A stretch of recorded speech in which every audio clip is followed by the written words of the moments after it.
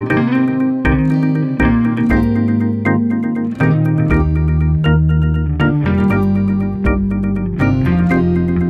la tarde en punto y le damos a usted la bienvenida a Los Periodistas con Alejandro Páez Varela y su servidor Álvaro Delgado.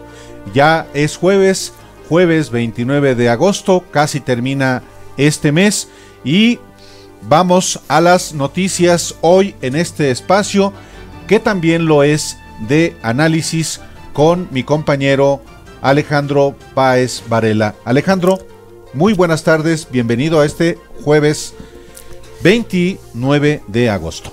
Pues muy buenas tardes a ti, Álvaro Delgado, y muy buenas tardes a todo el auditorio que nos escucha aquí en Los Periodistas. Y efectivamente, pues es jueves, nos queda un día de semana laboral. Mañana y córrale, que el fin de semana ya está aquí casi. Recuerde que este programa se transmite totalmente en vivo y que estamos aquí en cabina, Álvaro y su servidor, en el 52 59 11 97. Nos gusta mucho que nos llamen, que nos dejen mensajes.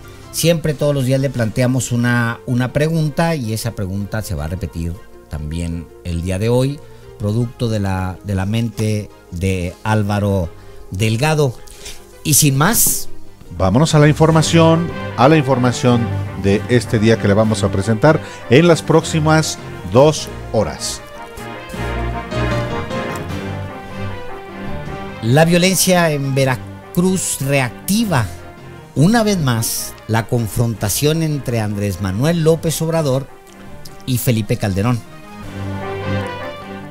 Y es que el pleito Cuitláhuac García, Jorge Wickler, el fiscal del estado de Veracruz, y el gobernador, es una reedición, en realidad, del conflicto de años entre Yunes, Miguel Ángel Yunes, el exgobernador, y también López Obrador. Hoy la secretaria de Gobernación esta tarde dijo que no está en riesgo la gobernabilidad democrática a partir de los últimos eventos violentos en el estado de Veracruz. Y sigue la guerra civil en Morena.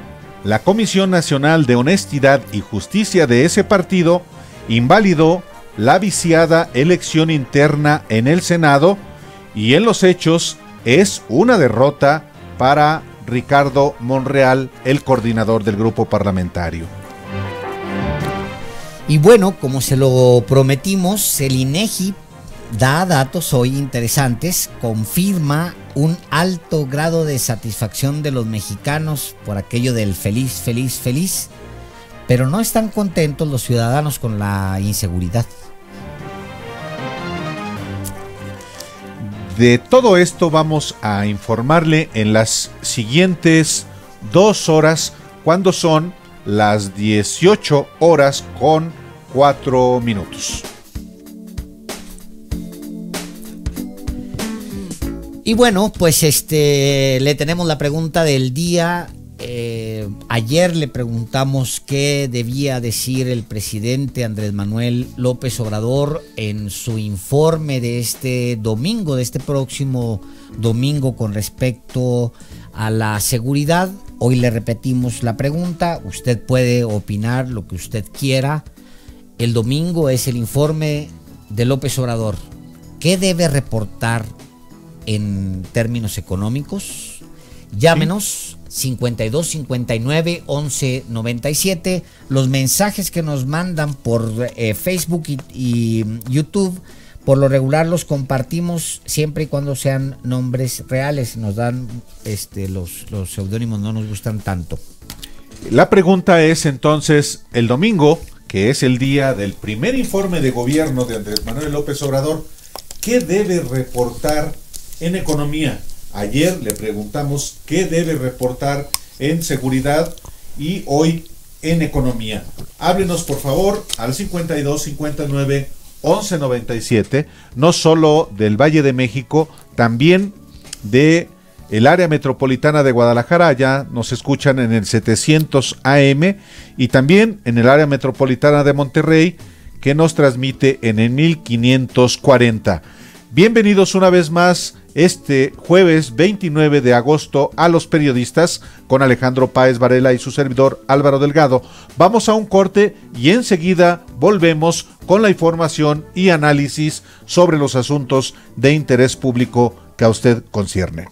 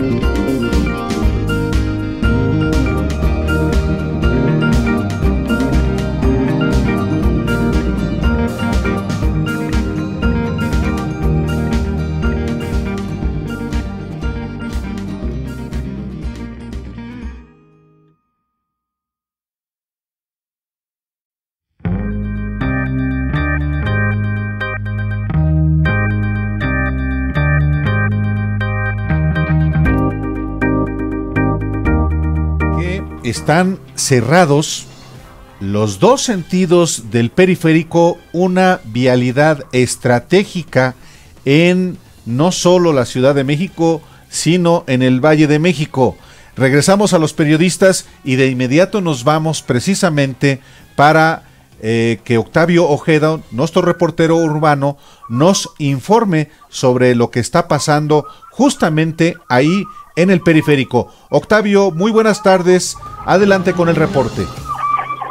Hola, ¿qué tal? Buenas tardes, Alejandro, Álvaro. Sí, una situación que ya lleva alrededor de 6 horas este bloqueo por parte de los elementos de la Policía Federal, quienes aún se manifiestan para que los indemnicen como ellos han solicitado, después de que no han sido no quieren ser parte de la Guardia Nacional, y por esta situación continúa cerrado los carriles centrales del anillo periférico para quien procede de la avenida San Jerónimo y van con dirección hacia la avenida Insurgentes, justamente enfrente de las instalaciones de la Comisión Nacional Federal, es decir, pasando Luis Cabrera con esa misma dirección. En sentido opuesto, únicamente está habilitado el carril de alta velocidad de los carriles centrales, y esta situación también está generando complicaciones viales para quien deja atrás ya sea la avenida Insurgentes, la calzada de Tlalpan, y va con dirección hacia la avenida San Jerónimo o más adelante a la avenida Barranca del Muerto, ya que también los carriles laterales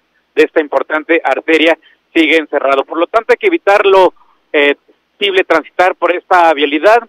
Hay que utilizar como alternativa ya sea la avenida Boulevard de la Luz o el Paseo del Pedregal para posteriormente incorporarse al eje 10 Sur y seguir su camino con dirección hacia la zona norte, o en sentido opuesto también incorporarse al eje 10 Sur y posteriormente salir al Paseo del Pedregal para evitar esta manifestación que ya lleva, repito, alrededor de 6 horas y hasta este momento aún no piensan retirarse. Pues así la situación, continúa este bloqueo de manifestantes por parte de la Policía Federal, principalmente cerrado hacia la avenida Insurgentes, un carril habilitado hacia el norte, por lo que hay que evitar lo mayor posible transitar sobre los carriles centrales y laterales del anillo periférico aquí en la zona sur del Valle de México. Es lo que tengo de momento en este punto y nosotros seguiremos pendientes. Alejandro, Álvaro, hasta aquí mi reporte.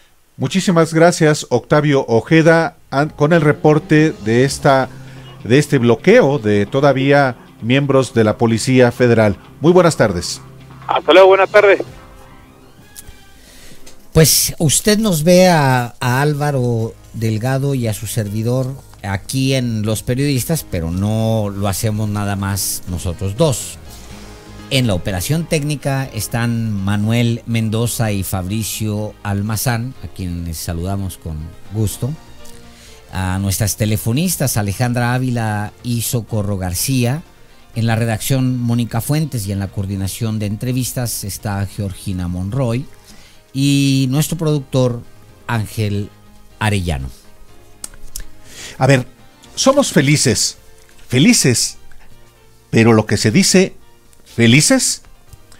El Instituto Nacional de Estadística y Geografía, el INEGI, dio a conocer hoy que la satisfacción de los mexicanos con la vida se mantiene alta, 8.3 en una escala de 10. Pero su indicador, ojo, dice que hay una clara insatisfacción de los ciudadanos por la inseguridad. Exacto, pues este indicador se da a conocer, como le dijimos la semana pasada, 2 veces por año. En julio de 2018, el indicador creció de 8.3 a 8.4, poquito pero suficiente. Sí, y significativo, la fecha es importante, julio de 2018. Y luego volvió a ajustar a la baja en abril ya de este año, y luego ahora en julio, que es el segundo reporte del año, se mantiene igual en el 8.3. Estamos hablando de las cifras de los indicadores de bienestar autorreportado de la población urbana que genera el INEGI. Estas cifras eran esperadas porque el presidente Andrés Manuel López Obrador, usted lo va a recordar, dijo que la gente es, o el pueblo, como él dice, es feliz, feliz, feliz. Y después de que por medio de un mecanismo de transparencia, un particular le pidió pues que lo probara. Sí, la medición del INEGI me refiero, valoró como constantes los aspectos relacionados con la esfera privada de las personas, por lo que a lo largo de la serie, las relaciones personales fueron a las mejor puntuadas con un promedio de 8.7. Y justamente para hablar de si los mexicanos somos felices como tú, Alejandro Páez Varela, tenemos en la línea a Gerardo Leiva Parra. Él es director general adjunto de investigación del INEGI. Y vamos a hablar con él precisamente sobre esto. Gerardo Leiva Parra, sea usted bienvenido a los periodistas con Alejandro Páez Varela y su servidor Álvaro Delgado. Alejandro, Álvaro, buenas tardes, a todos sus órdenes. Muchas gracias. ¿Qué nos dice el índice de satisfacción, el índice que dieron a conocer hoy sobre satisfacción con la vida a nivel nacional y por sexo? ¿Qué es lo que nos dice, los números? Sí, bueno, este es el resultado de una encuesta que levanta el INEGI ya desde el tercer trimestre de 2013, es decir, tenemos con levantamientos trimestrales 20 levantamientos hasta ahorita. Y a lo largo de toda la historia de estos resultados hemos estado observando que a la pregunta de qué satisfecho o satisfecha está usted con su vida de una escala de 0 a 10, la gente nos responde valores muy cercanos al 8, a veces un poquito más abajo, a veces un poquito más arriba. El valor que tenemos como promedio reportado para el mes de julio, que es el que acabamos de dar a conocer hoy, es justamente de 8.3 en esa escala de 0 a 10, ligeramente más alto para los hombres, califican 8.4, ligeramente más bajo para las mujeres, se califican 8.2. Y en satisfacción con dominios específicos a julio, que es al corte que ustedes presentan, ¿qué nos está arrojando? Bueno, en dominios específicos tenemos una serie de dominios que incluyen, por ejemplo, relaciones personales, actividad, ocupación, vivienda, estado de salud, logros en la vida, perspectivas, nivel de vida, vecindario, tiempo libre, ciudad, país, seguridad ciudadana. En general, las calificaciones son muy similares en julio de 2019 que en julio de 2018. No tenemos variaciones importantes en el agregado. Sin embargo, hay un comportamiento disímbolo para hombres y mujeres. Los hombres en general están un poquito más optimistas respecto de la mayor parte de estos dominios y las mujeres un poquito más pesimistas respecto también de la mayor parte de estos dominios. En particular, las mujeres en el grupo de edad de 30 a 44 años muestran disminuciones más importantes en el comparativo anual, y en particular en lo que toca al tema de seguridad ciudadana, país y ciudad, que son, digamos, temas del ámbito de lo público. Entonces creo que sí es interesante ver cómo, pese a que en el agregado pareciera que no hay cambios, sí, cuando ves por sexo y grupo de edad, sí ves algunas diferencias. Estamos hablando con Gerardo Leiva Parra, él es director general adjunto de investigación del INEGI. Gerardo, ¿puede, en los datos precisamente de esta encuesta trimestral del INEGI, se sustenta el presidente López Obrador para decir que el pueblo está feliz? Bueno, digamos, eso es una manera de literalizar el resultado de una encuesta que te da un número y ya, digamos, uno puede interpretarlo de distintas maneras. Lo que es claro es que los niveles más altos de la serie que tenemos hasta el momento sí se han logrado a partir de julio del año pasado. Sin embargo, esos niveles son apenas una décima más altos hoy de lo que eran a principios de 2017. Entonces, si decimos que la gente es feliz en México, si decir que tener una satisfacción con la vida de 8.2, 8.3, es decir, que la gente está feliz, lo que tendremos que reconocer es que ha estado así por mucho tiempo. Claro, porque el indicador tienen 20 mediciones, nos decía al principio, ¿no? Sí. Es decir, la primera se habría dado en 2013, uh-huh, sí. Y luego ya tienen un rebote, pero muy pequeño en 2018, en julio de 2018, de una décima, ¿no? Y luego ya crece un poquitito, pero poquito en enero al 8.4 en escala de 0 a 10, un 8.4, y luego se ajusta a los niveles de julio del año pasado, que es donde usted comenta que hay una similitud en el resultado de esta última encuesta con respecto a la misma encuesta al mismo resultado de hace un año, ¿correcto? Sí, es correcto. Digamos, a lo largo de la serie hemos visto momentos en los cuales las personas reaccionan en su evaluación de satisfacción con la vida a eventos, como por ejemplo en enero de 2015, que fue cuando se dio a conocer y se implementaron los resultados de la reforma de telecomunicaciones, que nos permitió pagar menos por larga distancia y en general por comunicarnos con el resto de nuestras personas relevantes. Ahí el indicador tuvo un incremento de 3 décimas, que es el indicador y que es el incremento más grande que hemos observado en este indicador. Es un dato importante. ¿No? Pero, por ejemplo, en enero de 2017, cuando Ajá. el gasolinazo, tuvimos una baja de 2 décimas. Exacto. Y en julio de 2018, con el proceso electoral, sí, tenemos una subida pequeña de 1 décima, pasamos de 8.2 a 8.3. El primer dato correspondiente a esta encuesta para la nueva administración, que es el de enero, ya tomando posesión el de enero de 2019, pues el más alto de la serie, lo cual seguramente está ahí incorporando algún tema de expectativas.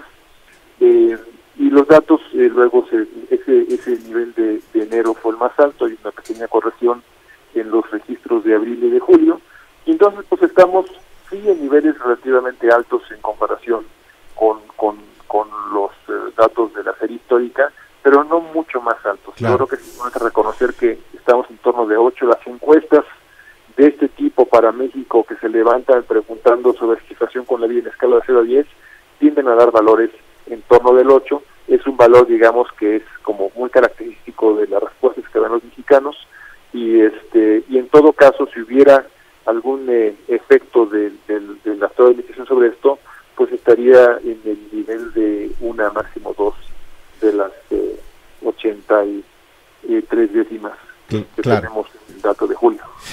Pero hay un aspecto, Gerardo Leiva Parra, director general adjunto de investigación del INEGI, hay un aspecto que observa algo diferente. Me refiero al de seguridad. En seguridad hay un nivel menos satisfactorio para los mexicanos. Sí, seguro. De hecho, en los dominios que ponemos a consideración de los entrevistados en el cuestionario, incorporamos de ciudad, el de país y de seguridad ciudadana, y en ese orden son los que se responden más bajos. Lo que responden más abajo es seguridad ciudadana. En este indicador tenemos, incluso comparando julio del año pasado con julio de este año, una disminución de 1 décima. No es mucho, pero digamos estos indicadores tienen que ser muy estables. Sí. Estas son diferencias que resultan significativas estadísticamente y que pues sí te muestra un poco un reflejo del entorno. Claro. Gerardo Leiva Parra, director general adjunto de investigación del INEGI, muchísimas gracias por ilustrarnos con esta información rigurosa lo que el presidente de la República ha llamado el pueblo está feliz, feliz, feliz. Muchísimas gracias. No, muchas gracias a ustedes. Gracias, buenas tardes. Buenas tardes. Hay un par de datos interesantes que vale la pena comentar. Interesantes porque arrojan otras luces. Por ejemplo, en edades de 18 a 29 años, los mexicanos son más felices que en edades de 30 a 44 años, y también son más felices que de 45 a 59, y de 60 son los más infelices.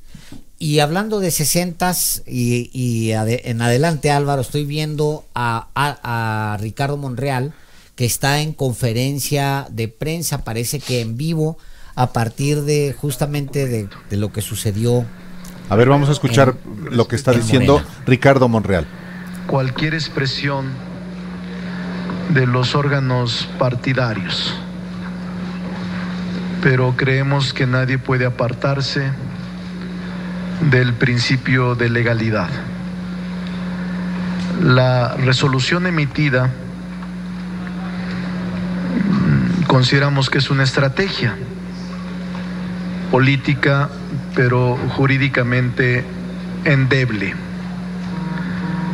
El día 26, o sea, hace 2 días, me fue notificada la queja presentada y se me otorgó un plazo de 5 días hábiles para contestar en mi carácter de demandado y expresar mis argumentos y desahogar mi derecho de audiencia. Les puedo dar copia de esta resolución que me fue notificada, apenas hace 2 días, y que el plazo legal de la notificación, según la propia resolución, corre a partir del día siguiente. En su acuerdo resolutivo número 5 dice lo siguiente: el presente acuerdo notifíquese a la parte denunciada, que soy yo, al ser Ricardo Monreal Ávila, para los efectos estatutarios y legales que haya lugar. Y luego dice la propia notificación de hace 2 días: córrasele traslado de la queja original para que dentro del plazo de 5 días hábiles, contados a partir del día siguiente de la notificación del presente, y ellos mismos ponen entre paréntesis, esto es del 27 de agosto al 2 de septiembre del 2018, responda lo que a su del 19, responda lo que su derecho convenga, apercibiéndolo de que de no hacerlo se le dará por precluido su derecho. Lo retomo. Es decir, estamos escuchando a Ricardo Monreal en conferencia de prensa en el Senado. Recordemos que él es coordinador del grupo parlamentario de Morena en el Senado, y la conferencia de prensa tiene que ver con la notificación que recibió por parte de la Comisión Nacional de Honestidad y Justicia de Morena, que invalidó el proceso interno en el grupo parlamentario y ordenó reponerlo. Arbitraria, viola mi derecho de audiencia y viola sus propios acuerdos y resoluciones por algún propósito que yo no quiero investigar. Nosotros no vamos a abonar más a la división. Aquí estamos. No queremos abonar a la división.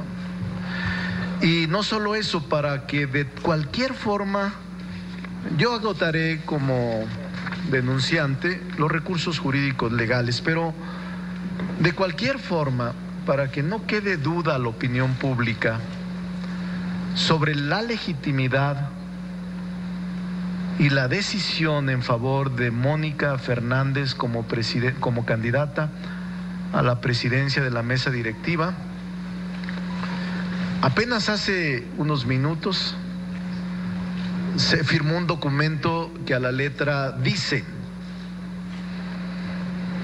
por medio de la presente, las y los senadores integrantes del grupo parlamentario de Morena en el Senado de la República ratificamos la designación de la senadora Mónica Fernández Balboa como candidata de nuestro grupo parlamentario a la presidencia de la mesa directiva del Senado de la República durante el 2º año de ejercicio legislativo de la 64ª legislatura.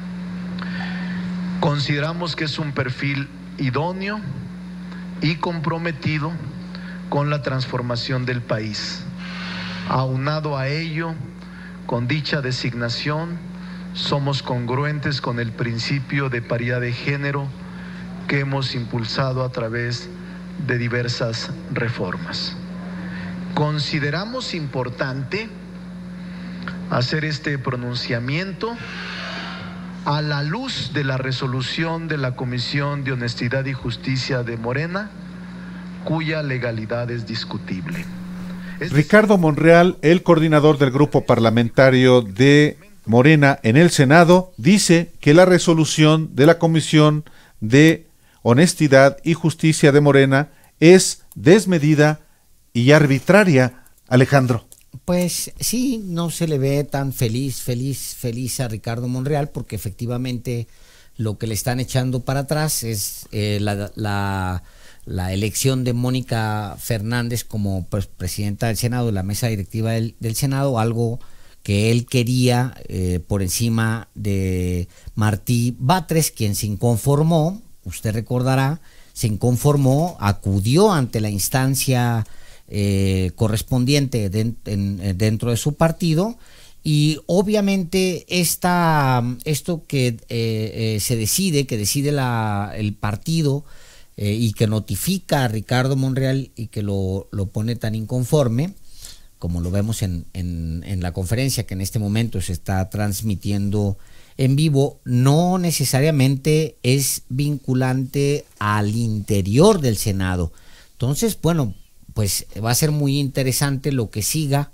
Yo creo que él va a tratar de litigar al interior de Morena y no necesariamente va a mover esta decisión que ellos o su fuerza dentro del Senado ha tomado con respecto a la siguiente o a la que él quiere que sea la siguiente presidenta de la mesa directiva en el Senado de la República. Sí, y es que el conflicto en Morena escaló hoy precisamente con la decisión de la Comisión Nacional de Honestidad y Justicia de ese partido de invalidar el proceso electivo de la bancada de Morena en el Senado, del que resultó electa, como tú bien lo decías, Alejandro, la senadora tabasqueña Mónica Fernández Balboa para presidir el órgano legislativo, y le ordenó también esta comisión partidaria reponer el procedimiento.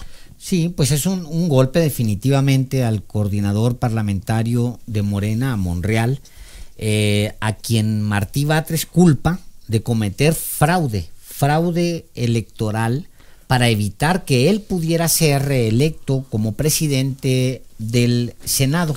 Sí, el propio Martí Batres aquí no lo dijo el mismo lunes de la elección en el Senado que Monreal había cometido fraude.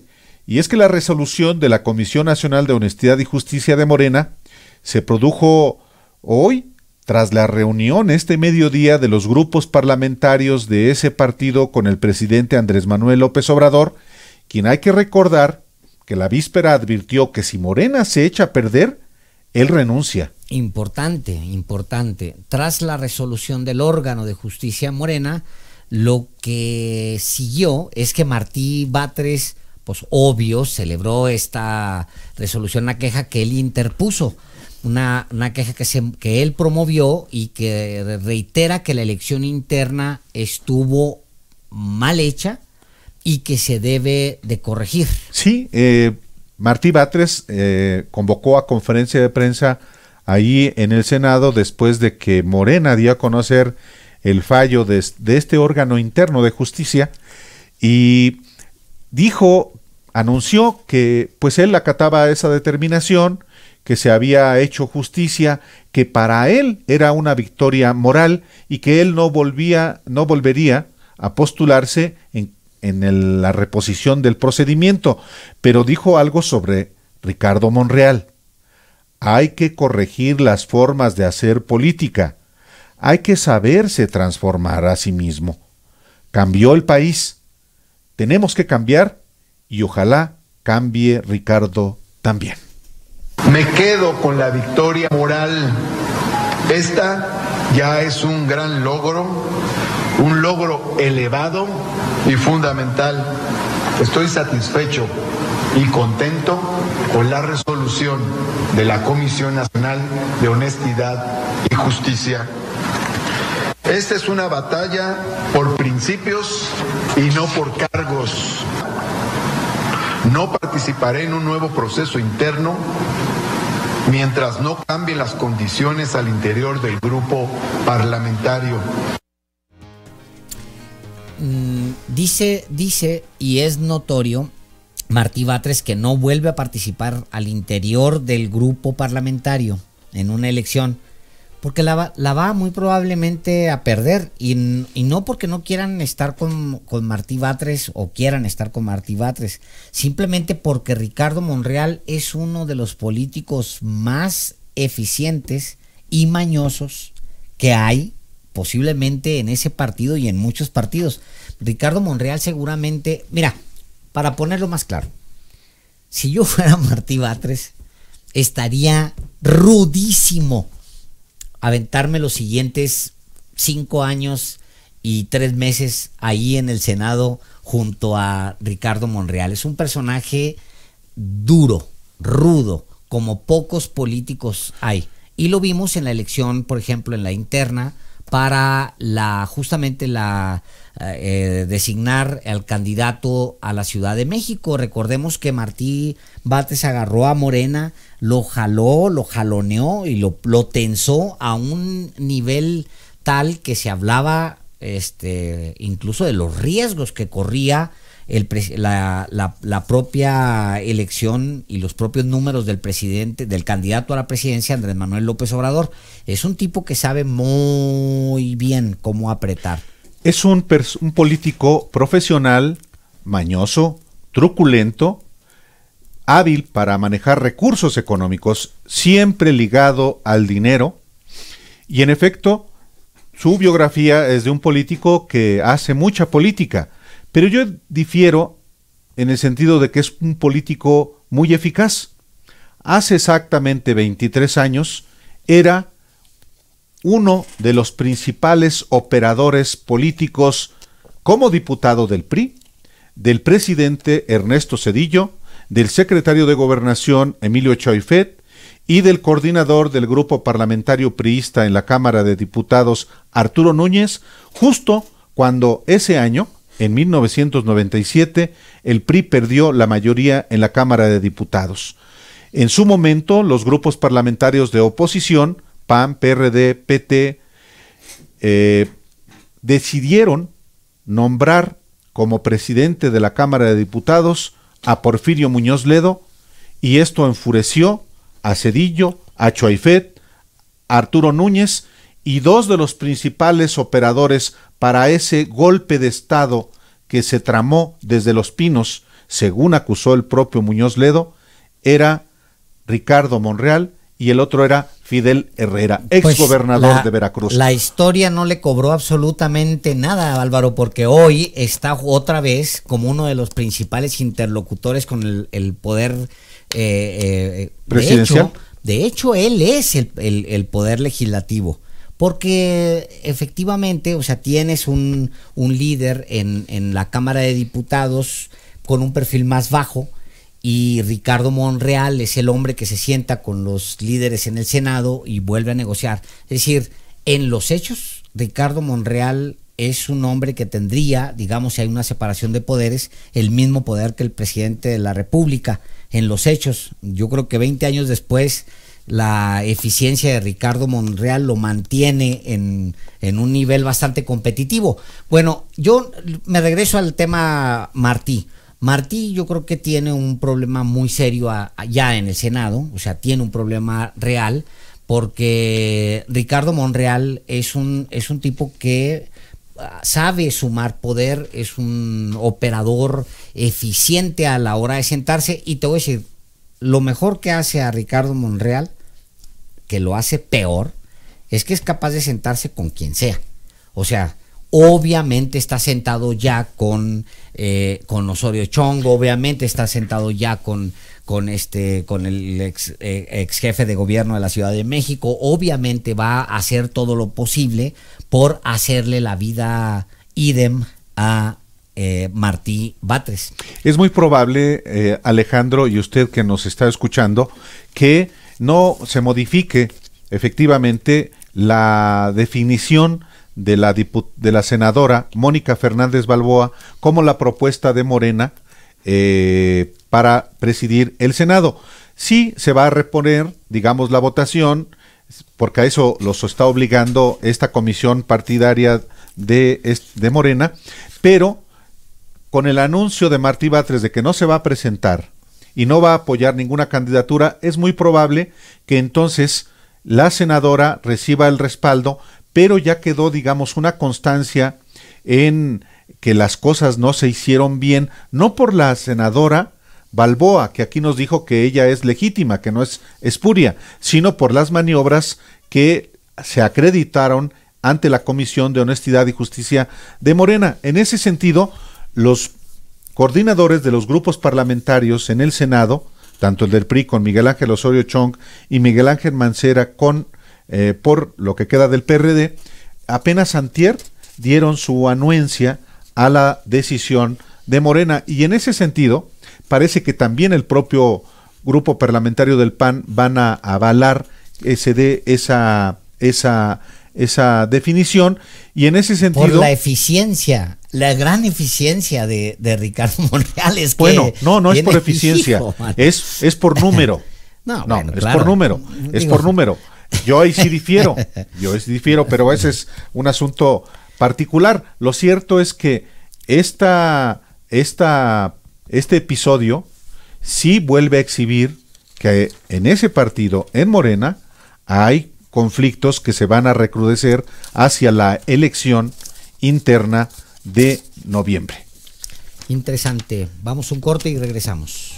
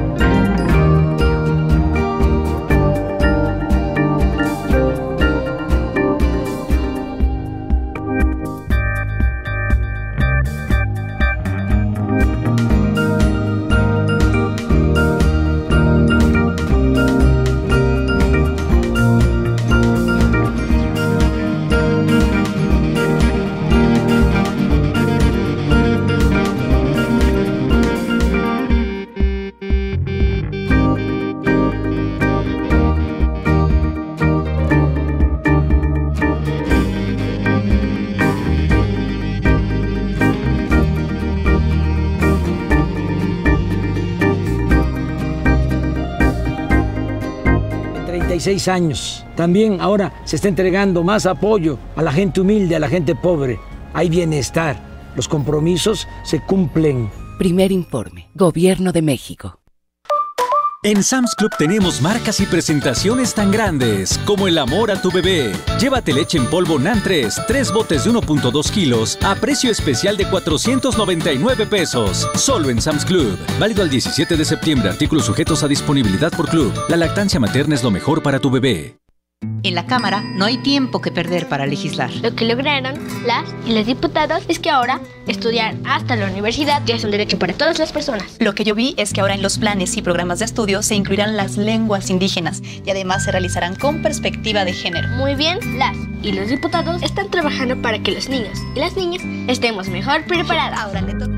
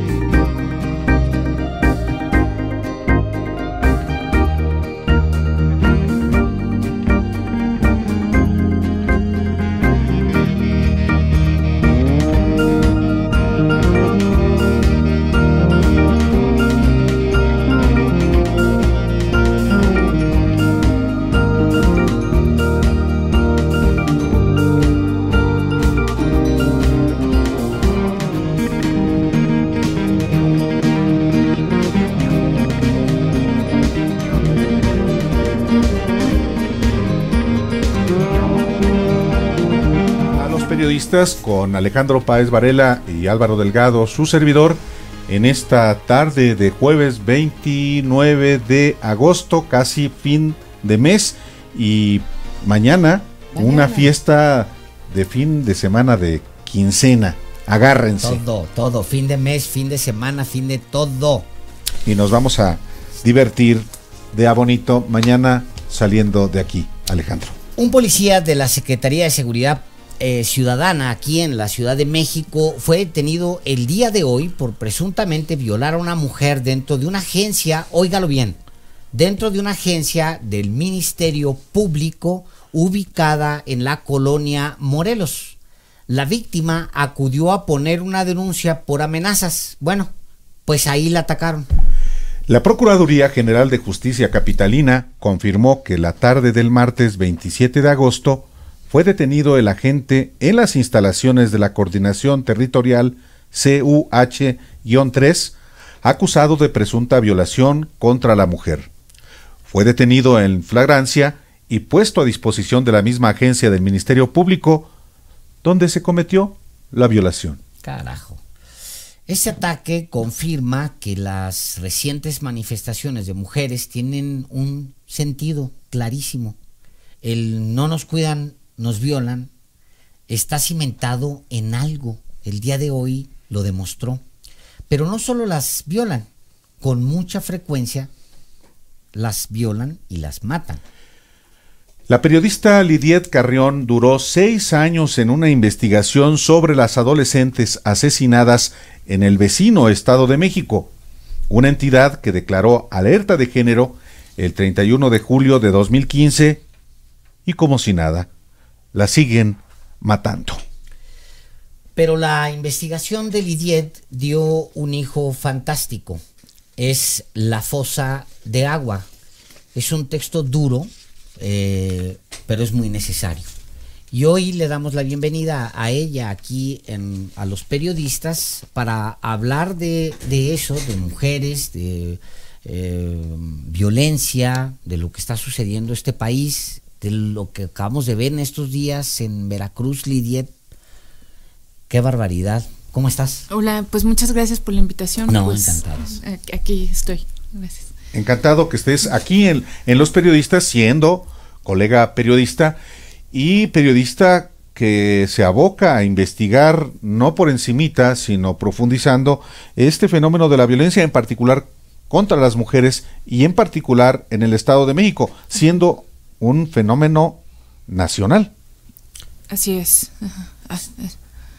Oye, aquí luego, para la gente que nos oye, por ejemplo, en Guadalajara, o la gente que nos oye en Monterrey, pues pasa que si levantamos los ojos alcanzamos a ver el Estado de México, y pues tu investigación está muy concentrada en el Estado de México, pero pues es una frontera borrosa. O sea, no lo que está pasando allá deja de existir aquí en la Ciudad de México, ¿no? O sea, pues somos una comunidad muy grande, ¿no? Que muy integrada, y lo que pasa, lo que tú viste allá durante todos estos años, el trabajo de Lidiet es muy, muy profundo. Todo lo que viste allá, pues obviamente impacta en esta ciudad, ¿no?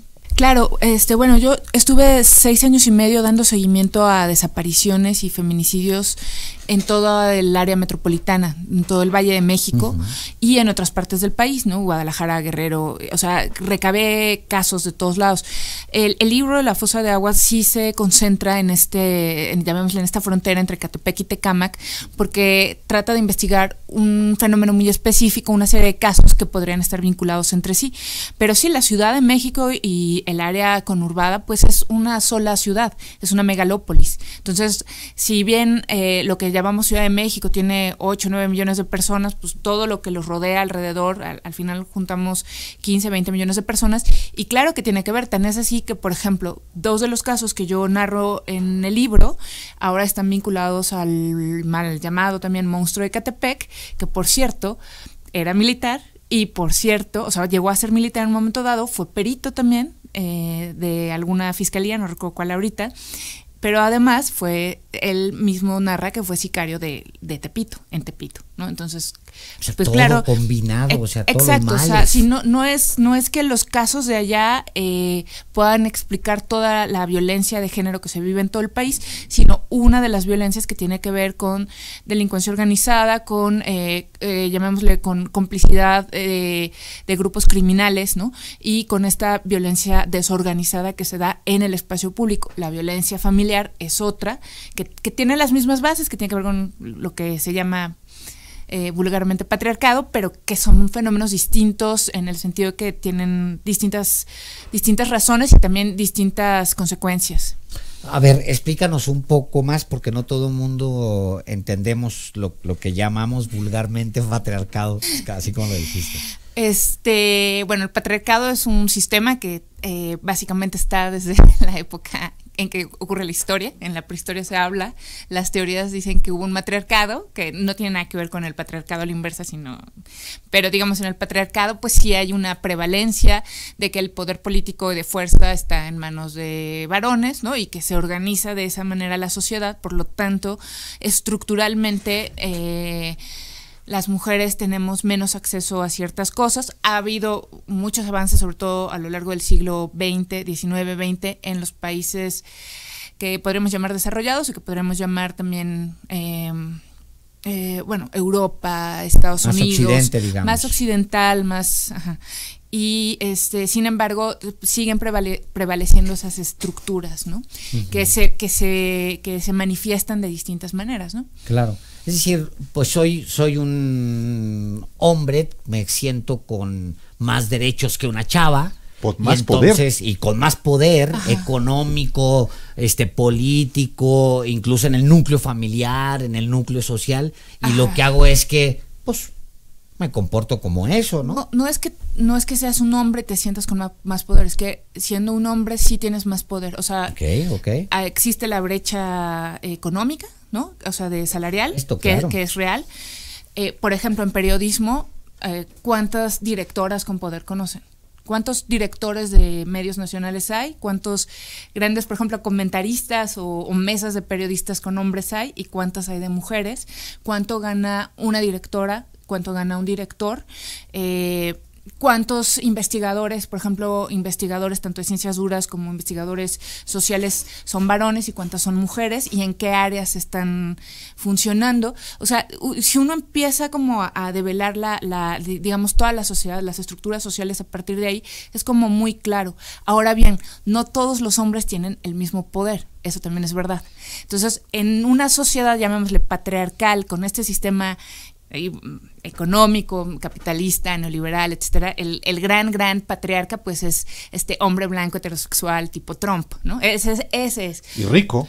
Claro, pues por supuesto, él es el gran patriarca. Los demás obtienen ciertas prebendas, pero obviamente no todas, y una parte de su desfogue pues sí es la violencia contra los que puede violentar, que tiene que ver con los cuerpos de las mujeres, los cuerpos, los niños, por ejemplo, ¿no?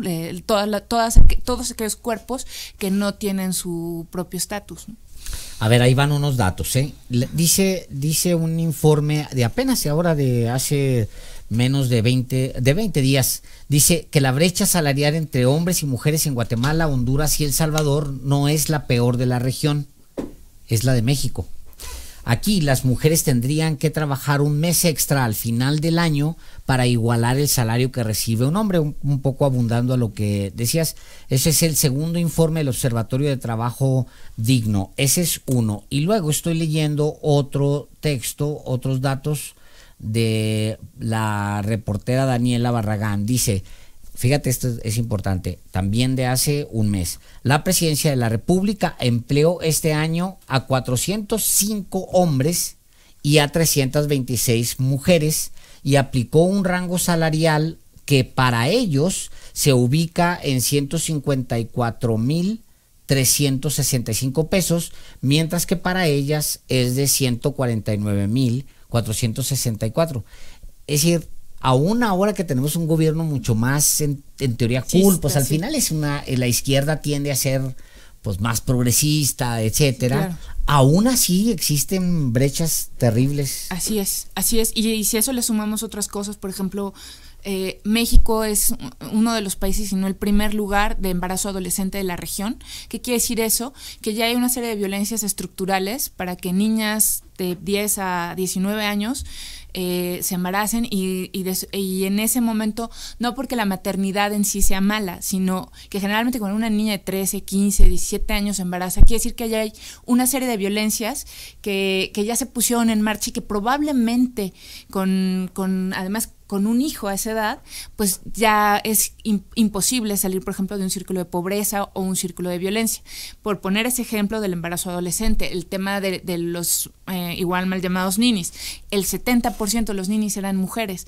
Ahí tuvimos que, por ejemplo, en su momento Lujambio, que en paz descanse, Alonso Lujambio, ex secretario de Educación de Felipe Calderón, tuvo a mal decir que no era tan grave porque tenía que ver con que las mujeres decidían iniciar una familia, pero pues caray. Refiriéndose al embarazo adolescente. No, a los ninis, al tema de los ninis, que el 70% de los mal llamados ninis son mujeres.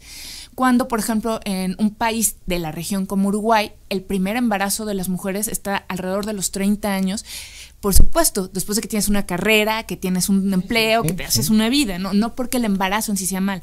Y toda esta parte cultural que gira en torno a este tema del embarazo adolescente, que además es reforzado por prácticas culturales que tiene que ver con que, bueno, los hijos que Dios te dio y que es una bendición, sí, es una bendición cuando lo decides realmente, ¿no? Y no cuando es producto de violencia dentro de la casa, de violencia sexual o de falta de información o de una serie de proyectos, ¿no? Claro. Tú adviertes, Lidiet Carrión, estamos hablando con la colega periodista Lidiet Carrión, adviertes que ni modo, hay un nuevo ciclo político en el país que comenzó con la elección de hace un poco más de un año, con un gobierno federal que tiene 9 meses de ejercicio del poder, con un Congreso, con una mayoría de ese mismo proyecto, con algunos gobiernos estatales que se supone que están identificados con un proyecto que se supone está en la disposición de diseñar políticas públicas, no solamente para evitar que se sigan agrediendo de todos los modos posibles a las mujeres, sino que efectivamente se estén aterrizando esas políticas y esos compromisos que uno espera que existan desde la izquierda. O sea, esas prédicas se están volviendo prácticas, lo pongo en esos términos. Bueno, ay Dios, bueno, primero habría que definir política pública, porque se supone que una política pública tendría que atravesar y trascender, por ejemplo, una administración, el tiempo de una administración, ¿no? Y políticas públicas en materia de violencia de género, por lo general ha habido avances, por ejemplo, en desarrollar algunas leyes, en echar a andar algunos programas, pero eso no es una política pública. O sea, por ejemplo, una política pública que yo creo que sería así, que realmente ayudaría a resolver un tema muy fuerte de violencia de género y de violencia estructural en general, sería la ampliación, por ejemplo, de la baja de maternidad. O sea, tenemos, en México son 3 meses que después se traducen en 45 días y después a los 45 días las madres trabajadoras tienen que dejar a sus hijos por 8, 9, 10 horas en la guardería. Eso violenta los derechos de la madre y impide el libre derecho al desarrollo de la personalidad del niño, del bebé, porque un niño que está desde esa edad en la guardería, pues hay un tema, ¿no? O sea, oye, Lid, ¿y qué pasa en otros países, por ejemplo, con este mismo Suecia, todos estos países socialistas? Es decir, a lo que quisiéramos aspirar. Sí, se dicen socialistas. Socialistas, pues sí. Sí, socialdemócratas, no estamos hablando de un socialismo. Claro, sí, no, pues no de Cuba, les dan una baja de maternidad de 1 año y medio y los hombres tienen una baja de maternidad igual de año y medio, que por cierto, sus estudios hablan, de nuevo, el patriarcado, los hombres por lo general no toman esa baja por maternidad, porque hay otros estudios que reflejan una cosa bien importante y que no está en la discusión. Cada hijo a una mujer le cuesta, por ejemplo, a una mujer profesionista, entre comillas, que quién sabe qué querrá decir eso, a una mujer profesionista le cuesta 5 años de rezago profesional tener un hijo. Un hijo. 2 hijos, pues eso. A los hombres no, porque los hombres se van y la mujer generalmente es la que cría al hijo, ¿no? Entonces, y no se ve, no está valorado, no está estudiado, no está realmente valorado el trabajo y la importancia social de la crianza de los hijos, de la crianza de las futuras generaciones, ¿no? Y eso implica una serie de violencia, o sea, de cómo todo este descuido en el área, por ejemplo, de guarderías, de baja por maternidad, de violencia obstétrica, de violencia contra las poblaciones infantiles, todo eso impacta en otras violencias que tienen que ver con violencias económicas, físicas, y sexuales. Y sexuales, por supuesto. Todo se va... A ver, oye, entonces, una política pública así que nos convendría como país, o sea, sobre lo que debían, los gringos tienen una palabra bonita para eso, los policy makers, porque se implica directamente su responsabilidad, creador de políticas, ¿no? Que es un sinónimo de legislador, creador de política, es la traducción literal.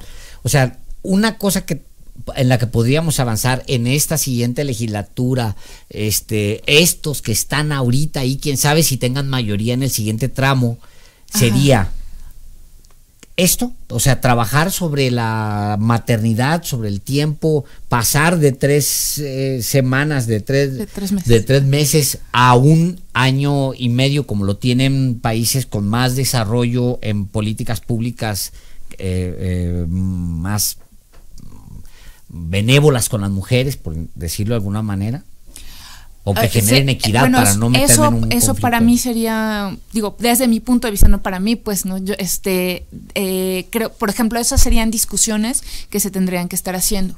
En este momento. En este momento, ese tema, el tema por ejemplo, otro tema muy importante sería obligar a que las fábricas y todas estas empresas que lucran con el tema, por ejemplo, de la leche fórmula, que ya es algo que se está llevando a cabo porque no se realiza completamente, dejaran de tener influencia dentro de las políticas públicas, al igual que los alimentos chatarras en las escuelas, llevar a nivel obligatorio para el Estado, no solo la primaria y la secundaria, sino hasta el bachillerato. Y por ejemplo, Canadá tiene universidades públicas, ¿no? O sea, todo este tipo de cosas.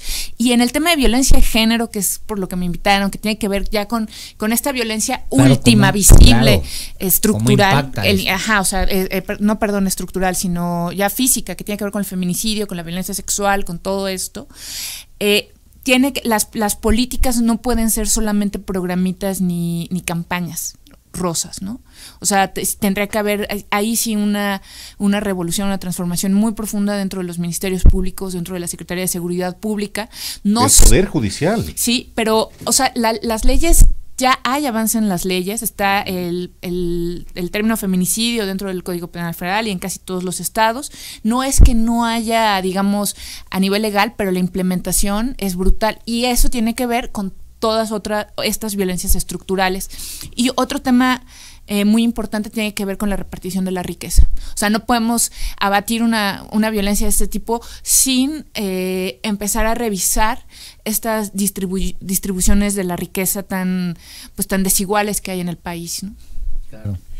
Cuando ve uno la reacción ante una manifestación de mujeres que reclaman, indignadas, esa violencia acreditada contra mujeres.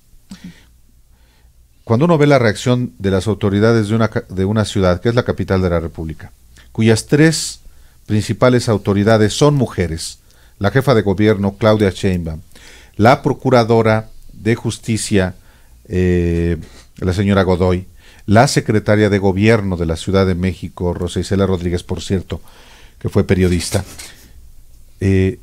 cuando uno ve la advertencia de que van a abrir carpetas de investigación, claro, después corrigen.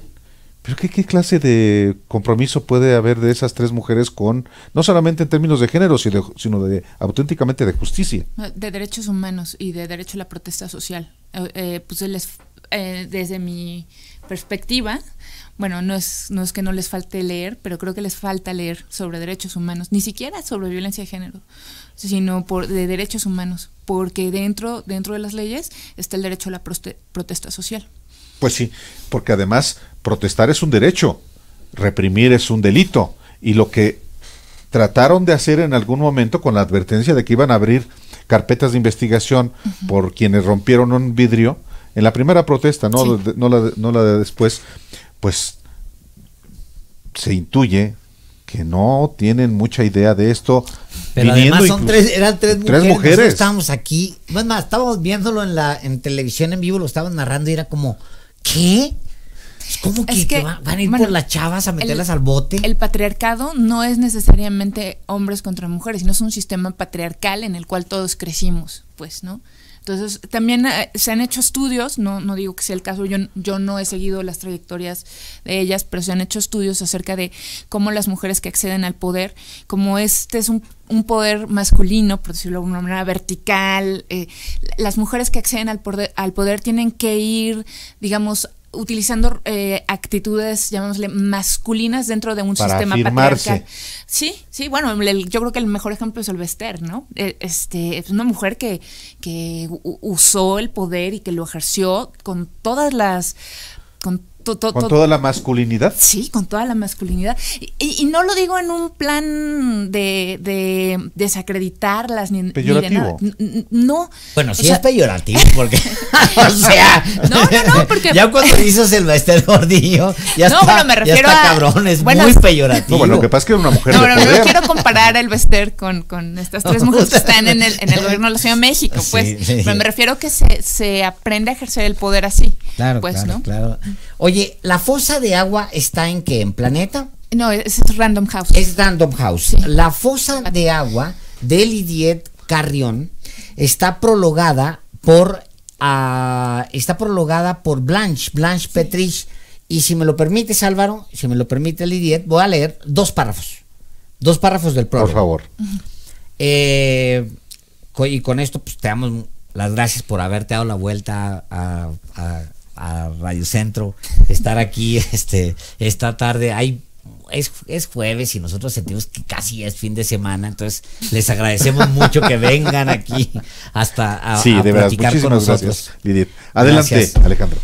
Niñas que dibujan estrellitas en sus cuadernos, muchachitas que postean sus selfies en Facebook con sus uniformes de secundaria, chavitas que sufren con los exámenes extraordinarios y pasan horas al teléfono con las amigas entre risitas y cotilleos, que aprenden de sus madres los quehaceres domésticos porque en su mundo a las mujeres eso es lo que les toca, que no conocen otro transporte que el público, que empiezan a saber de novios y de escapadas, que transitan la ruda vía entre la niñez y la vida adulta en las calles planas y polvorientas de Tecámac, Chiconautla, Ecatepec.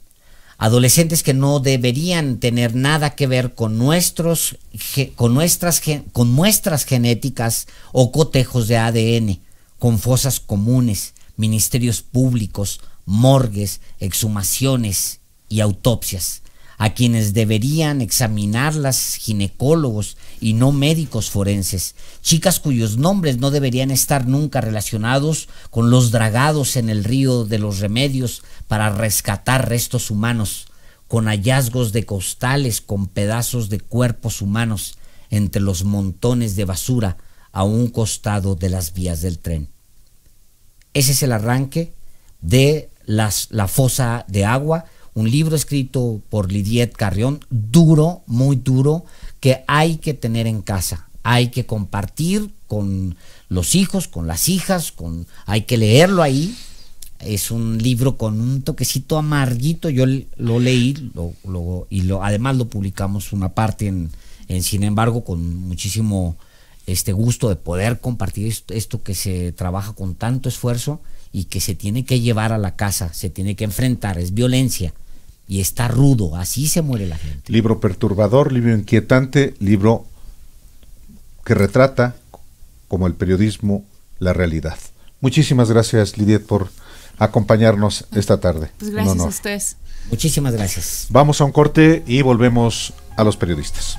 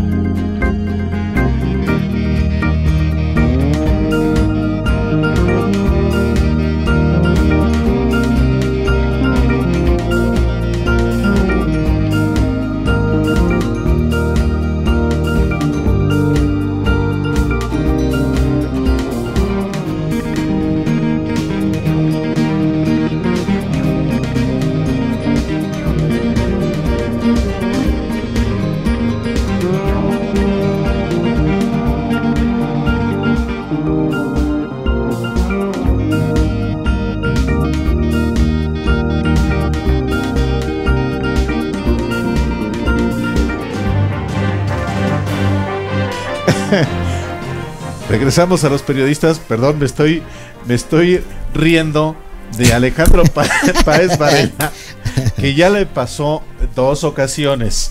Resulta que tenemos este micrófono aquí sobre las orejas, y luego es un micrófono de diadema. Bueno, total que a veces para despedir a los invitados, sí, nos lo quitamos. Y ya van 2 ocasiones que a Alejandro Páez Varela se le pone los audífonos, pero no se pone la diadema, y entonces pues de eso se estaba riendo Álvaro. Bueno, algo que no es de risa es lo siguiente. Olga Sánchez Cordero, la secretaria de Gobernación, dijo hoy, jueves, que el ataque al bar El Caballo Blanco fue un evento lamentabilísimo, pero rechazó que Veracruz esté rebasado por la violencia. Dijo lo siguiente: es un evento que tenemos que atender. Ya estuvo el gobernador también el día de ayer en las reuniones de seguridad, y vamos a avanzar con las autoridades del Estado y con la Fiscalía General de la República. Le preguntaron si está en riesgo la gobernabilidad democrática. No, no está en riesgo de ninguna manera, dijo. Luego insistió: Es un evento, sí, muy lamentable, sí, pero eso no quiere decir que esté en riesgo la gobernabilidad. Hasta el día de hoy se contabilizan 28 muertos en el ataque criminal. 29 ya. 29. Sí, carajo. 29 muertos ya en la matanza de Coatzacoalcos. Y anoche, Felipe Calderón, quien se ostentó como presidente de México de 2006 a 2012, le dijo al conductor Javier Risco en El Financiero que los 150,000 millones de pesos que el gobierno federal da en becas a los jóvenes se están tirando a la basura y pidió que sean dedicados a la seguridad. Su frase textual fue: no tienen prioridades nacionales, métanle a la seguridad lo que se merece. Los 150,000 millones de pesos que están tirando en los ninis y los jóvenes esos de Construyendo el Futuro, que por cierto ya nadie sabe es que es fake. ¿Dónde están esas decenas de millones de pesos? Y por la mañana, el presidente Andrés Manuel López Obrador se refirió Se enchiló. Se enchiló, por supuesto, yo también. Y él se enchiló por esas palabras de Calderón, a quien hace unas semanas, usted lo recuerda, aquí se lo informamos, lo llamó comandante Borolas. Dijo que su declaración lo dibuja muy bien a Felipe Calderón.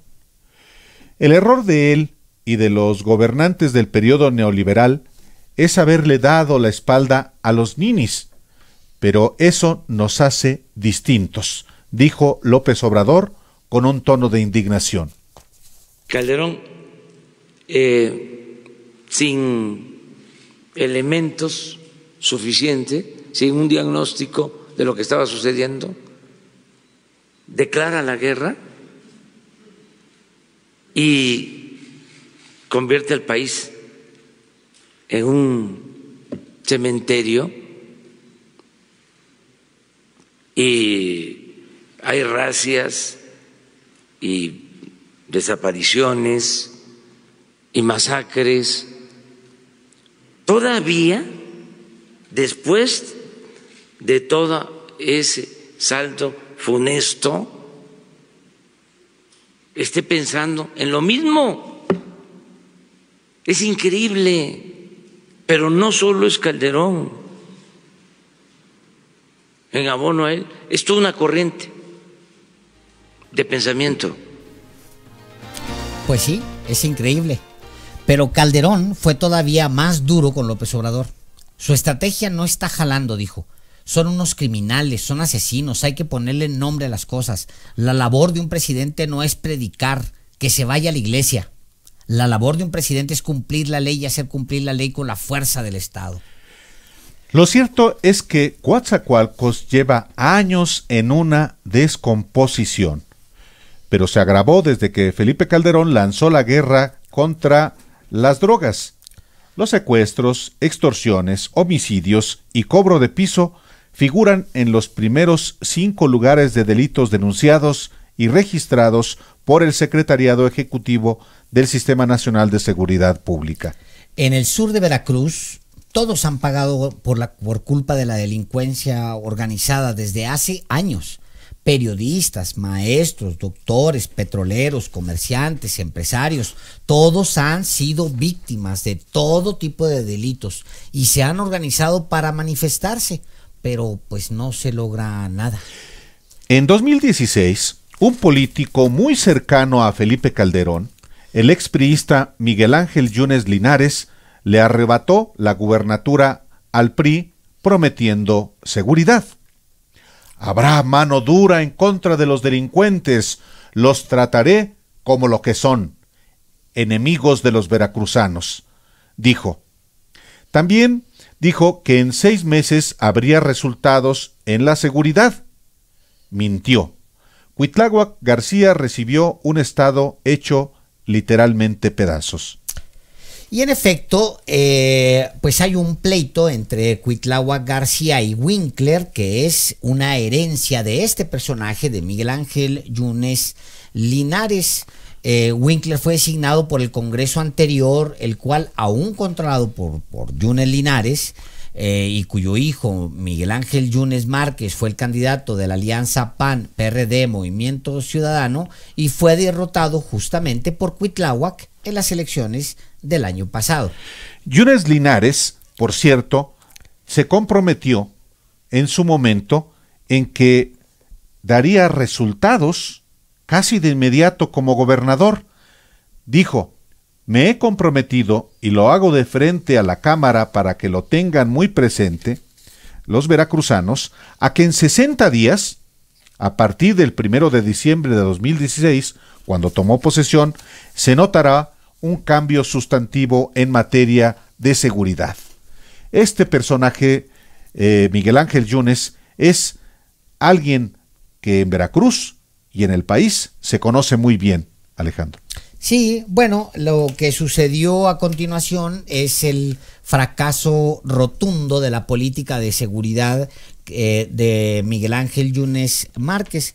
Se suponía que pues iba a ser medianamente algo por Veracruz, Álvaro. Lo que hizo pues fue darle continuidad al estado deshecho que había dejado el gobernador anterior del PRI, Javier Duarte, nada menos. El mismísimo Javier Duarte de Ochoa, y pues el gobierno de Yunes no fue en lo más mínimo distinto al gobierno anterior. De hecho, para mi gusto, habiendo podido cambiar estructuras por lo menos, lo que hace es consolidar este esquema criminal de policías que operan con los narcotraficantes y bueno, todo lo que nosotros sabemos que sucedió en Veracruz en estos años: desaparición forzada, no, fosas, matanzas, desapariciones, secuestro, extorsión, en fin. Por supuesto, es muy difícil que en 2 años, que fue el periodo en el que fue gobernador de Veracruz, nada más que ganó porque prometió que lo iba a hacer. En 2 meses dijo que no sé iba a resolverlo. Y bueno, también eso explica lo que tú dices, Alejandro. ¿Quién es Miguel Ángel Yunes?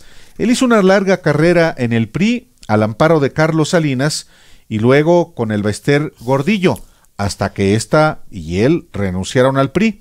Él decidió irse al PAN, primero trabajando con Vicente Fox y luego apoyando a Felipe Calderón desde el 2005 para que alcanzara la candidatura presidencial. Tras su cuestionado triunfo en 2006, Calderón designó a Yunes Linares director del ISSSTE, del que salió acusado de multimillonarios desvíos de recursos, sobre los que Calderón pues simplemente no estaba tan activo como hoy. Bueno, era sospechoso de malversación de recursos que la propia Elbester Gordillo, usted lo recordará, afirmó que Yunes Linares manejó dudosamente 50,000 millones de pesos del ISSSTE entre 2007 y 2010, cuando renunció para ser candidato a gobernador en 2010 ante Javier Duarte. O sea, sí, mira, Álvaro, para terminar ya este tema, porque si el Bester Gordillo te acusa de ser ladrón, ya está muy canijo, Álvaro. Ya, de plano. O sea, tan es así que, bueno, el Gordillo le pidió a Felipe Calderón una auditoría al ISSSTE sobre los dineros que manejó Yunes. ¿Y sabes qué hizo Felipe Calderón? A ver. Nada. Pues no, nada, pues son cuates. Después anduvo apoyando la campaña, supuestamente apoyándola, porque no creas tú que estaban muy conformes con que Calderón anduviera apoyándola. En fin, hoy le hicimos una pregunta, ¿no? Le tenemos una sorpresa después de que le leamos algunas de las llamadas que hemos tenido. ¿Le adelantamos la sorpresa, Álvaro, a la gente o no? Adelante. Si no va a ser sorpresa. Híjole, A ver, vamos. No. De una vez. Tenemos una sorpresa porque tenemos un invitado especialísimo aquí, ya en el estudio. Álvaro, dime, ¿se los adelantamos o no? Sí, hombre, de una vez. No, mejor no. Vámonos a las llamadas. Dale. Bueno, hoy le formulamos una pregunta. El domingo, que es el primer informe de gobierno de Andrés Manuel López Obrador, pues ayer le preguntamos qué debería reportar en seguridad, y hoy la pregunta que le formulamos fue ¿qué debe reportar Andrés Manuel López Obrador en su informe de gobierno en materia económica? Y hay llamadas interesantes, Alejandro. Sí, Rebeca Mendoza, de aquí de la Miguel Hidalgo, dice: estoy a favor de Martí Batres porque Monreal siempre se beneficia a sí mismo. Francisco Torres, de Azcapotzalco: toda mi familia y muchísimos amigos votaremos por la revocación de mandato en contra de AMLO. Con la ayuda que da a los jóvenes ha aumentado mucho el consumo de cerveza, principalmente caguamas. Los fabricantes de esta bebida se lo agradecen mucho al presidente. Qué rica la caguama, por otro lado, ¿no? José Luis Montoya, de Azcapotzalco, aquí en la Ciudad de México: señores periodistas, pido su intervención directa a AMLO para que explique por qué los pensionados de Seguro Social con salario mínimo solo se les aumentó 4% en vez de 16%. Nos están robando un 12%. Pido su ayuda, ayuda de la manera en que puedan dármela. Bueno, diciéndolo públicamente. Sí. Diciéndolo públicamente, ahí está la duda de este pensionado. Guadalupe Sánchez, de la colonia Álamos: el señor Monreal es un traidor y un irresponsable que dejó botada la alcaldía de Cuauhtémoc. Eso es cierto. Es una persona que nadie quiere, a diferencia de José Martí. Eso sí, no sé. Bueno, no de José Martí, de Martí Batres, perdón. Y de José Martí también. Vamos. Gilberto Fernández, de la Gustavo Amadero, dice: señores periodistas, sugiero que entrevisten a Diego Fernández de Ceballos para que explique a la sociedad por qué Salinas de Gortari le regaló 5 kilómetros de playa en Acapulco Diamante a cambio de apoyar que se quemaran las boletas electorales. Álvaro, hay un invitado especial y tenemos que salir corriendo a corte. Vamos a un corte. ¿Les decimos quién es? De una vez. Adelante, Alejandro. Vamos a un corte y regresamos. Regresamos.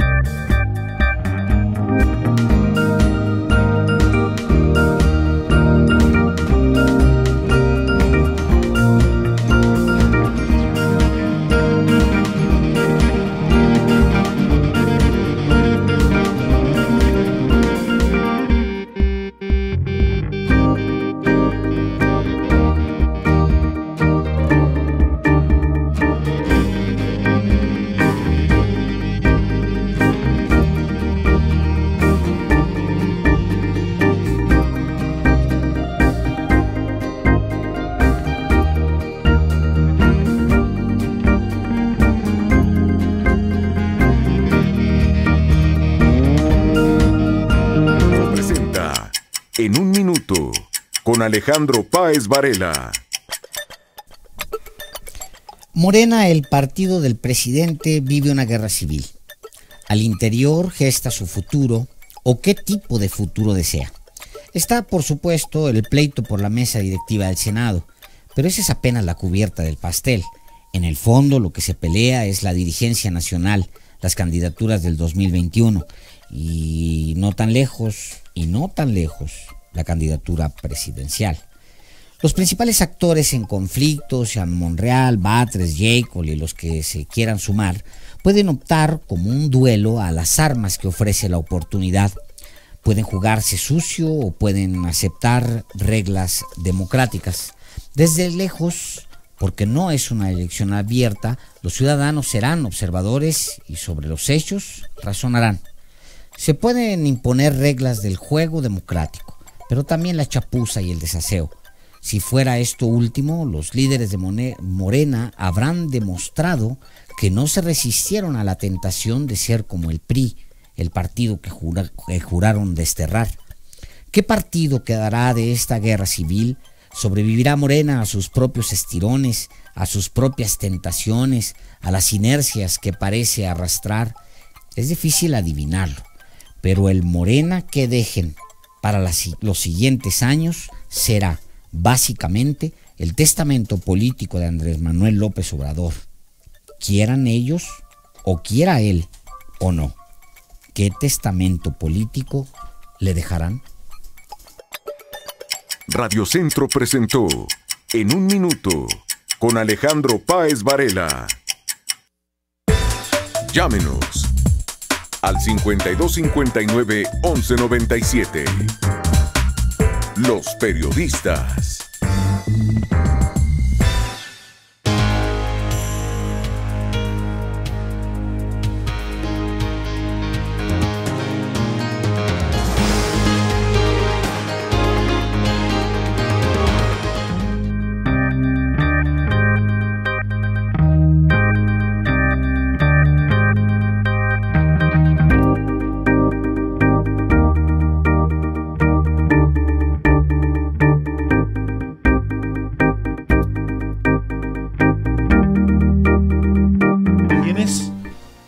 Pero si decimos Amandititita, ya saben a quién nos referimos. Es cuentista y también una especie de cronista popular, porque las letras de sus canciones hablan de los barrios, de la gente común, de lo que vive alguien como ella, metida en un mundo de estrellas y oropel. Amanditita, quien no se cree el estrellato, es hija del fabuloso poeta y cantautor Rodrigo González, fallecido en el sismo del 19 de septiembre de 1985, y es esposa de Ulises Lozano. ¿Cómo está Ulises, Amanda? Muy bien, te mando saludos. Ah, muy bien. Músico también, cantautor y productor, y definitivamente podemos decir, Álvaro, que Amanditita no es una güera Televisa. Todo menos eso. Naturalmente. Y por supuesto nos sentimos muy orgullosos, honrados que hoy esté aquí en Los Periodistas para hablar de su obra, de su música sabrosa. Bienvenida. Pues para mí es un honor, es la mejor forma de cerrar el día, un día de promoción. A ver, cuéntanos, ¿qué andas promocionando, Amanda? Ando promocionando un disco, un show, una receta de cocina. A ver. No, pues muy feliz de estar aquí con ustedes, querido Ale. Pues muchas gracias por el espacio. Traigo un disco nuevo, un cuarto disco, que se llama Pinche Amor. Y pues trae más crónica urbana, trae más crítica social, trae más canciones distintas, se podría decir, a lo que se hace, ¿no? ¿Por qué es distinto? ¿Qué debemos esperar? Bueno, yo creo que es distinto porque pues son canciones que hablan mucho de los personajes de la ciudad marginados, ¿no? De que más allá de hacer canciones de amor y de desamores, buscar esta nota que me causa estremecimiento, como el feminicidio del 2013 en Liverpool, en el Buen Fin, y hacer una canción, buscar la forma de hacer una canción, de hablar de un tema tan doloroso y tan escabroso, sin que se pierda, ¿no? Porque nadie quiere escuchar, realmente son cosas que no queremos oír, pero que no se deben de olvidar, ¿no? Entonces, Bueno, pues me tardé unos 5 años en hacerlo. Lo produjo Ulises del grupo Kinky, mi esposo también, y Toy Selecta. Control Machete también, pues creador de la cumbia sobre el río con Celso Piña. Ajá, o sea, como creo que es un disco que he llegado al cuarto después de 11 años de trabajo. Y yo me siento contenta con seguir como luchando con estas letras pues particulares, ¿no? Que hablan de la Ciudad de México, que es mi fuente de inspiración y también es lo que más respeto, ¿no? El trabajo, el oficio de los mexicanos adentro de la ciudad, ¿no? Y no solamente de la Ciudad de México, hablas del Estado de México, de esta mega urbe de la que hablábamos hace rato con Lidiet Carrión, colega periodista, sobre precisamente cosas que a mucha gente no le gustan, pero que es importante, de las que es muy importante informar, la violencia contra las mujeres, por ejemplo. Sí, claro. O sea, por eso justo el feminicidio del Buen Fin yo lo quise volver a poner sobre la mesa, porque yo siento que no es que olvidemos, sino que cambiamos de una tragedia a otra, ¿no? Apenas estamos luchando por una y ya pasó otra, y entonces te tienes que poner sobre la marcha, ¿no? Estás en el ABC y de pronto ya son los 43 y ahora, o sea, es que no para. Entonces, no es tanto una cuestión de olvido, sino una cuestión de emergencia, de volverte a poner en otra circunstancia. Sin embargo, creo que la música es una plataforma increíble de comunicación, porque te llegan las noticias, estás cantando y estás aprendiendo. Y pues desde hace tiempo me empeñé en hacer esas crónicas de la Ciudad de México. Porque ¿quién hace una canción que se llame De Ecatepec a Atizapán? Amanda. Hubo alguien que compuso y que la interpretó la Sonora Santanera, hace un grupo sí, claro, importantísimo en la historia musical del país, pero esta canción tuya es, en efecto, yo la escuché hoy en la mañana. Gracias. Y la verdad es que finalmente es esta ciudad en la que vivimos, este Valle de México, porque efectivamente no es solamente la Ciudad de México, es pásate a Atizapán, sí. Y que luego, claro, llegas y te encuentras con que el novio dice, tengo 10 minutos. Tengo 10 minutos para ti. Es como que todo empezó yo cuando tuve 15 años, entre 15 y 17, una etapa, viví en Ecatepec. Yo me acuerdo que de Ecatepec al Metro Indios Verdes, que era como llegar a la ciudad, sí, ¿no? Sí. Era al menos una hora. Y en esa hora yo iba recargadita, siempre íbamos oyendo cumbias, sí, ¿no? O sea, toda esa fue mi formación, los caminos de la vida. En el transporte público, en el los pecero. Caminos de la vida. Bueno, eso fue hace muchos años, o sea, y bueno, si tenías un poco más, como 2 pesos más, te ibas por la autopista, pero si no, te ibas por abajo, y era más largo. Y en ese trayecto, que era 1 hora, o sea, era de Ecatepec a Indios Verdes, yo no quiero saber de Ecatepec a Atizapán, ¿no? Todo lo que yo venía pensando, soñando, pues estaba muy chiquita, ¿no? Y todo lo que esperaba de la vida. Entonces, un poco en Te amo de aquí a la luna y de regreso, yo pensé, no, o sea, Te amo de Ecatepec a Atizapán, eso sí está complicado, claro, ¿no? La luna de regreso está hermoso, ¿no? El espacio, ahí gravitando, qué padre, ¿no? La hora de Ecatepec a Atizapán en hora pico, eso sí es amor, ¿no? Sí. Pero también creo que esa canción refleja mucho cuánta gente hace esos recorridos todos los días para su trabajo, para sus estudios, ida y vuelta, con un sueño de amor que tal vez no es una pareja, pero sí es un amor por la vida o su familia o por ese deseo de salir, ¿no? De esas zonas, entrar a otras, a hoy mismo, progresar. En este mismo momento, seguramente nos escuchan mucho en automóviles, en transporte público.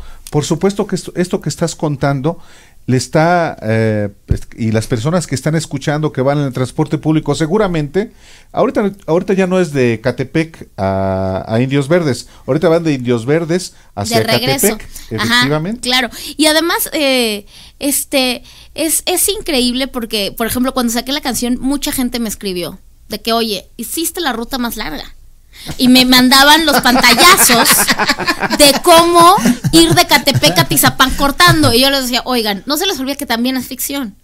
Y que si hacemos la ruta corta, la canción duraría 1 minuto. Yo tuve que inventarle. No, nada está inventado. Todas las calles, yo lo hice con el mapa de Google, todas las calles, Sensontle, Piñón, todas esas calles existen, todas las zonas están en la rola. Están ahí en la rola. A ver, sencillos. 2008, Metrosexual. Sí. 2008, la muy. Es un rolón, la muy, grande.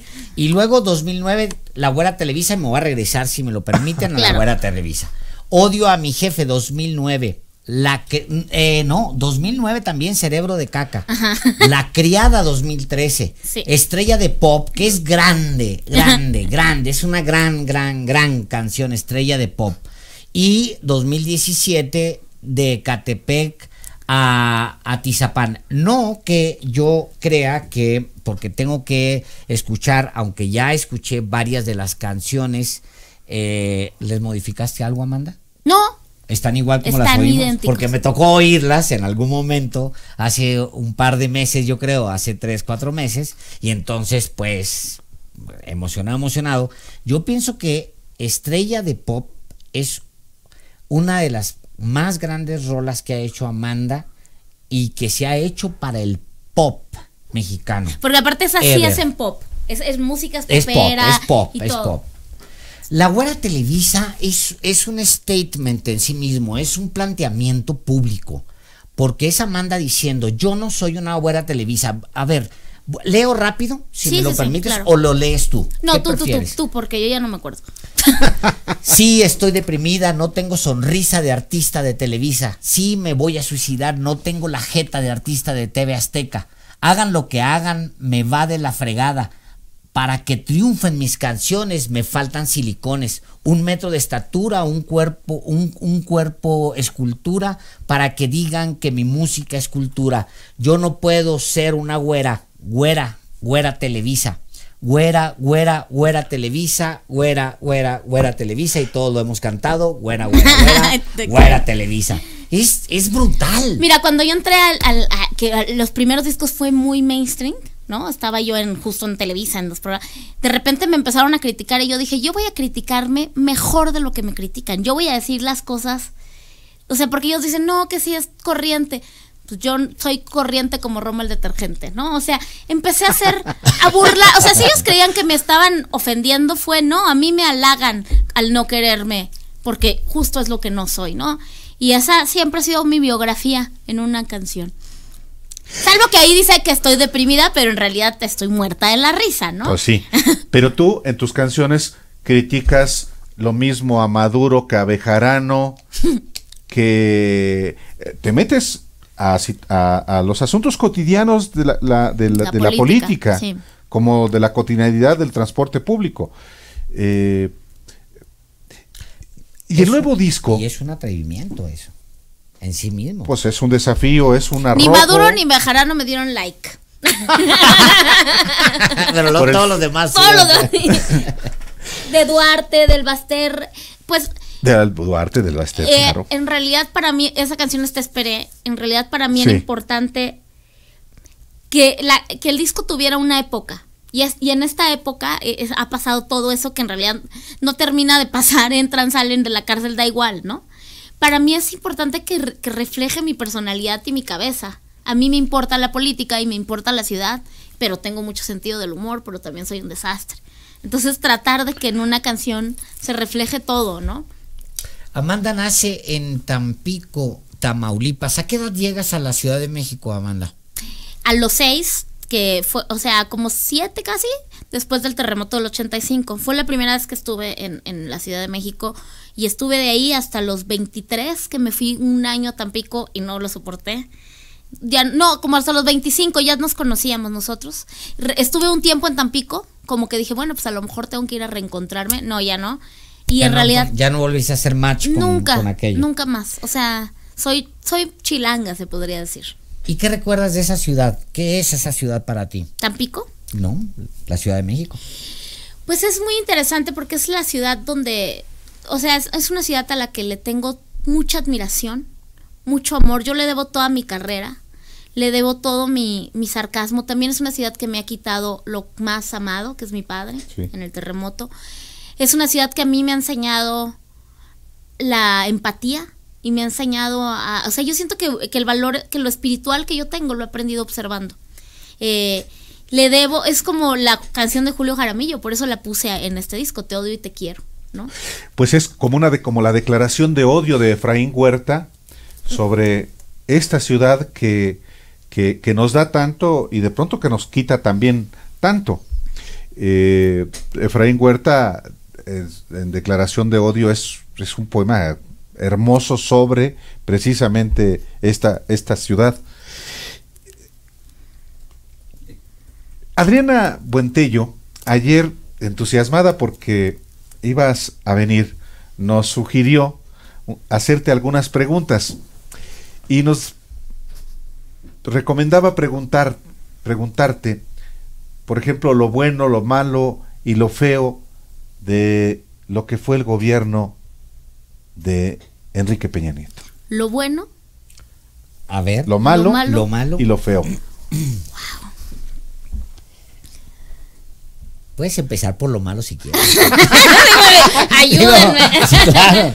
Puedes empezar perfectamente por lo malo, Amanda, no hay problema. Y si no hay bueno, pues no hay bueno. Pues yo creo que lo malo sería...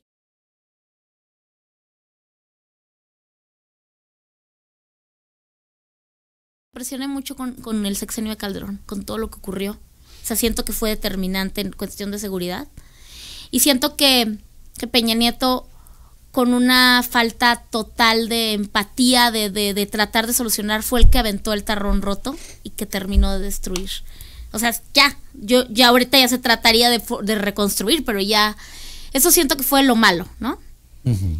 Lo feo, pues, tantos empresarios de su lado, o sea, tanta gente que lo apoyó, como que siento que la clase alta, tanto apoyo, porque él no llegó ahí solo. Y también mucha gente del pueblo, muchas gracias a Televisa, que lo apoyó por su cuento. Lo bueno, pues es que ya vieron que era una mentira, que no le duró ni 2 minutos fuera del gobierno para acabar con esa mentira de telenovela, que hizo que mucha parte, porque, por ejemplo, nosotros veíamos el Twitter y parecía que no iba a ganar, ¿no? Era obvio que todos estábamos de acuerdo, pero la gente de los pueblos sí votó por él porque veían esa novela. Y a mí me da mucho gusto que hayan visto que las novelas son un cuento de ficción y malo, ¿no? Entonces eso es lo bueno, que yo creo que quedó bien claro que fue, para mí, en lo personal, pues una historia absurda de Televisa. Y yo en este mismo sentido, ¿qué es lo bueno, lo malo y lo feo de Andrés Manuel López Obrador y de su gobierno que van comenzando? Pues es muy pronto, siempre he creído que es muy pronto para decirlo. Yo creo que lo bueno, pues hay una posibilidad de hacer las cosas por primera vez diferente, porque es la primera vez que se le da oportunidad o sea, ya todo mundo estuvo. Ahora le toca a él, eso es lo bueno, que tú tienes oportunidad en vida que lo va a demostrar. Lo malo es que el país está destrozado y que no va a ser fácil reconstruir, porque yo sé, y por eso creo que es también cuestión de paciencia. Lo feo, muy feo, es que hemos dejado de ser críticos desde que está López Obrador.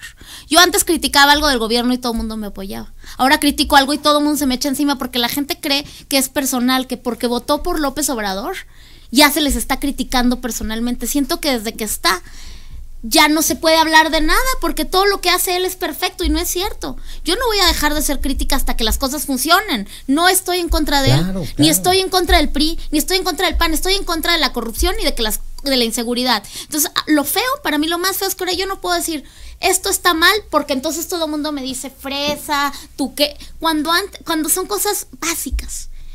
El país se está volviendo menos crítico, ¿no? No hay que deponer esa conducta crítica del poder, esté quien esté. Aunque tú hayas votado por él, tienes el mismo derecho a exigirle. Claro, uno se va a callar cuando las cosas funcionen. Eso es lo que yo siento más lamentable, porque todo lo demás lo entiendo. Es pronto. El país está roto, hay que ver. Pero que uno ya no puede opinar porque te dicen, tú, fifí, y no sé qué, oye, estamos del mismo lado, ¿no? Oye, de repente, ¿no se nos bajó el volumen en radio? No, en radio, porque nos están reportando nos están reportando que en YouTube, cuando hablábamos de Peña Nieto, se bajó el volumen. No, ¿verdad? No se bajó nada. Nos están reportando que ya me voy, adiós. Pero bueno, ¿sabes qué? Pues gracias por participar, Amanda. Vamos un corte y ese sí es de verdad, pero regresamos con más Amanda. Crítica.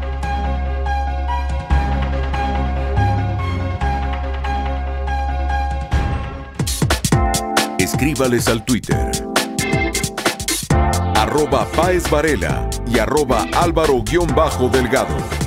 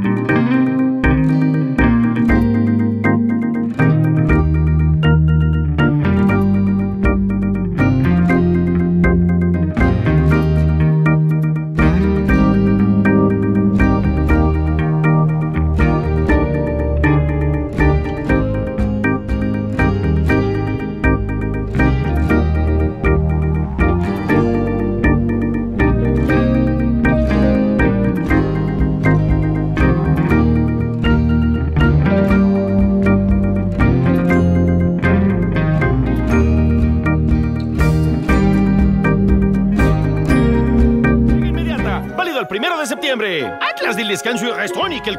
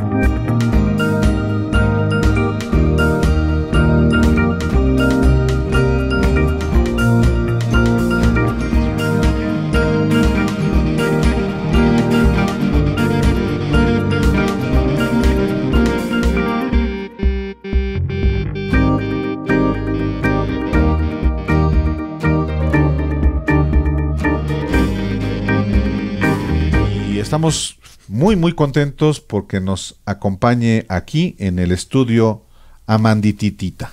Danos 3 personajes que son importantes para ti, Amanda. 3 personajes importantes en tu vida. De todo tipo. Cualquiera, escritores, políticos como Alba Ester, Gordillo. No estoy diciendo que sea, pero te estoy sugiriendo nombres nomás. Escritores como Alejandro Páez Varela. No.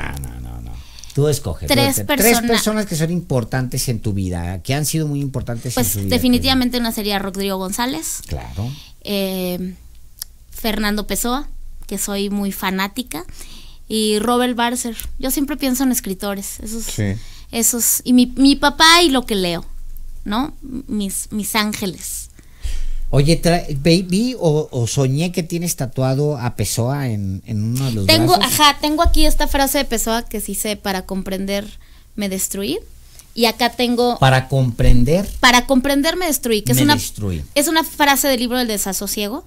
Y acá tengo tatuado Robert Balcer Y aquí tengo aquí no se ve, pero dice Jacob von Gunther, que es una novela increíble. Y la verdad es que yo le rezo a los escritores, ¿sabes? Los invoco. Para mí es lo que me ha mantenido con fuerza a lo largo de este camino. Oye, ¿y tú misma tienes un libro de cuentos en qué? ¿En Planeta? Random House. En Random House. Cuéntanos de... Ese libro se llama 13 latas de atún. Es un libro de crónica, de cuento y un poco de biografía. Y se mezcla la biografía con la ficción. Entonces, pues es una cosa extraña. Y pues me gustó mucho haber tenido la oportunidad de publicarlo. Ahorita estoy buscando hacer una novela, pues siempre buscando las formas diferentes de hablar de lo mismo. Híjole, se nos va el tiempo volando, oye.